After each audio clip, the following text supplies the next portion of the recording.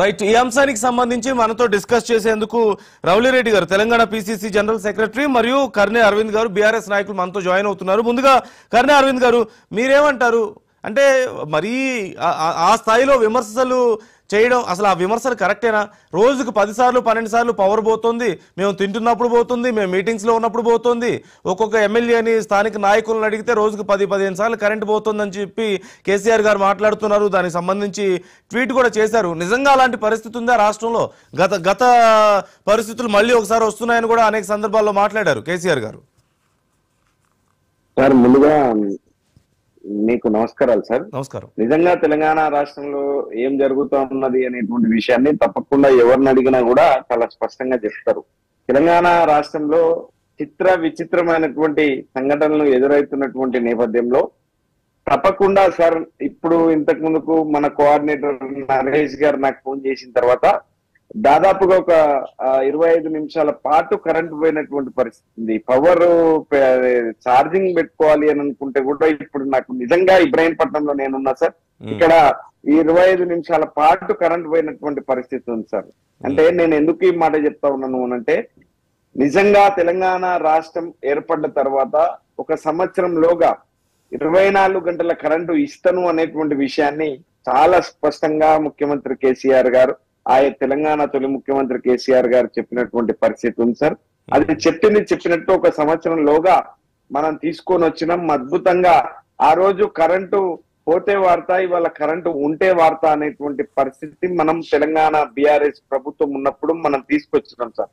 కానీ ఇవాళ కరెంటు పోతే వార్త అనేటువంటి పద్ధతిలో మళ్ళీ పాత రోజులకు మళ్ళీ అవి కనిపిస్తున్నటువంటి నేపథ్యం, మనం ముందల దర్శనం ఇస్తున్నటువంటి నేపథ్యం కూడా తప్పకుండా కనిపిస్తా ఉన్నాయి.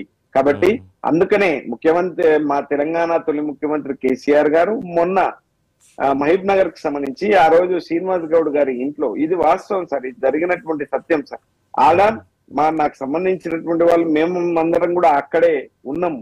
ఆ రోజు పోయినటువంటి మాట వాస్తవం సార్. కాకపోతే ఆయన ఇవాళ అధికారంలో ఉన్నాడు కాబట్టి ఏదో నలుగురు ఫోన్ చేసి అలా అధికారులకు ఏఈలకు డీఈలకు ఫోన్ చేసి ఆ పరిసర ప్రాంతాలలో పోలేదు అని చెప్పి నిన్న ప్రెస్ మీట్ పెట్టి మాట్లాడుతా ఉన్నాడు. ఆయన ఆవేదన అంతా కూడా ఎంతసేపు ఆయన కుర్చీ ఎవరైనా లాక్కుంటారు అనేటువంటి ఆలోచనతోని మాత్రమే ఆయన పనిచేస్తా ఉన్నాడు, ఆలోచనతోని మాత్రమే ఆయన మాట్లాడుతూ ఉన్నాడు, ఆవేదనతో మాట్లాడుతా ఉన్నాడు అనేటువంటి విషయం చాలా స్పష్టంగా ఆయన మాట సీఎం గారే రెస్పాండ్ అయ్యారు డైరెక్ట్ గా. ఇప్పుడు చిన్న వాళ్ళు ఇంకొకరు కాదు కదా, డైరెక్ట్ గా సీఎం గారే ఆదేశించారు అధికారులను.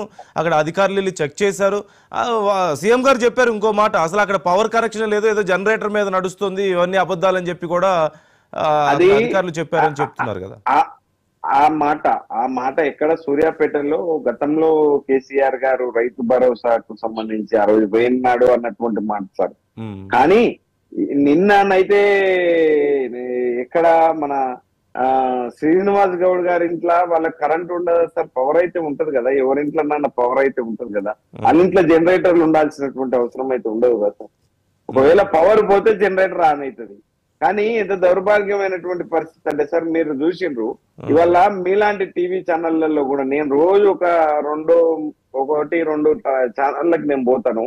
గతంలో జనరేటర్లు కన్వర్టర్లు లేనటువంటి పరిస్థితి ఉంది. కానీ ఇవాళ అవన్నీ మీరు తీసుకొచ్చుకొని ఏర్పాటు చేసుకున్నారు. మహా న్యూస్ లో కూడా ఫిలిం నగర్ దగ్గర మీరు గతంలో లేనటువంటి పరిస్థితి ఉంది. మొన్న డిసెంబర్ తర్వాత మీరు కూడా ఏర్పాటు చేసిండ్రు సార్ మీ టీవీలో, మీ ఆఫీస్ లో కూడా అనేటువంటి విషయాన్ని చాలా స్పష్టంగా నాకు తెలుసు. అరవింద్ గారు, ఛానల్స్ అన్నిటిలోనూ మాకు స్టాండ్ బై సప్లై ఉంటుంది, పవర్ సప్లై అనేది మాకు స్టాండ్ బై ఉండాలి. ఏ చిన్న సమస్య రాకుండా ఉండేది మాకు ఎప్పుడు ఉంటుందిలేండి, అప్పుడు ఉంది, ఇప్పుడు ఉంది. కాబట్టి అది ఎప్పుడు ఏర్పాటు చేసుకున్నారు అంటే, మీరు సరిగ్గా డిసెంబర్ లాస్ట్ వీక్ లో మీరు ఏర్పాటు చేసుకున్నారు సార్. ఇది చాలా స్పష్టంగా మీరు ఒకసారి మీకు సమాచారం లేకుండా ఉండాలి, నాకు తెలుసు కాబట్టి చెప్తా ఉన్నా. మహా న్యూస్ లో డిసెంబర్ లాస్ట్ వీక్ లో ఏర్పాటు చేసుకున్నారు జనరేటర్లని అనేటువంటి విషయం చెప్తున్నా. అంటే నేను విషయాన్ని చెప్తా ఉన్నాను.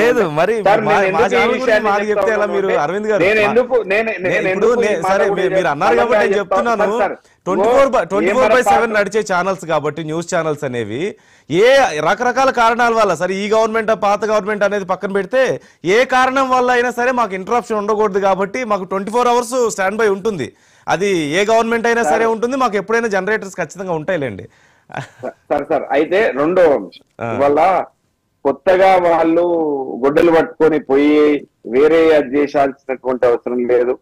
గతంలో ఏ పద్ధతిలోనైతే 24 గంటల కరెంట్ ఇస్తా ఉన్నారో అదే రాష్ట్రంలో ఉన్నాం మనం, అదే అధికారులందరూ కూడా ఉన్నారు, అదే సరఫరా కూడా ఉన్నది. ఎందుకు మీకు ఇయ్యడానికి ఎందుకు కేసీఆర్ గారు ఉన్నప్పుడు అన్ని అదే